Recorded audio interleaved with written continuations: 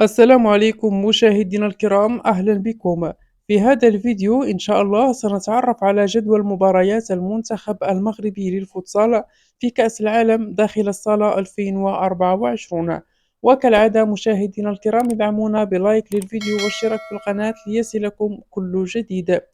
أوقعت قرعة كأس العالم لكرة الصالات 2024 المنتخب المغربي في المجموعة الخامسة إلى جانب منتخبات البرتغال وطاجيكستان وبنما.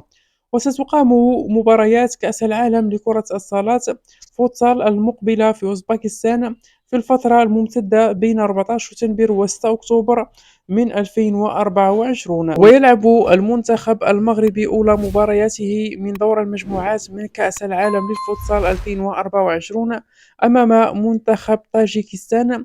تلعب المباراة يوم الاثنين 16 سبتمبر 2024 في تمام الساعة 4 مساء بتوقيت المغرب، تونس، الجزائر، 5 مساء بتوقيت مصر، 6 مساء بتوقيت السعودية. والمباراة الثانية للمنتخب المغربي ستكون أمام منتخب بنما يوم الخميس 19 سبتمبر 2024.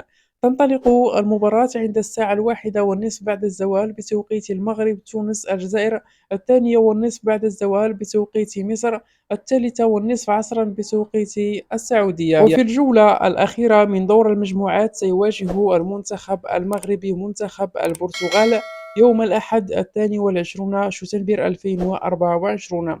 تقام المباراة عند الساعة 1:30 بعد الزوال بتوقيت المغرب، تونس، الجزائر، 2:30 بعد الزوال بتوقيت مصر، 3:30 عصرا بتوقيت السعودية.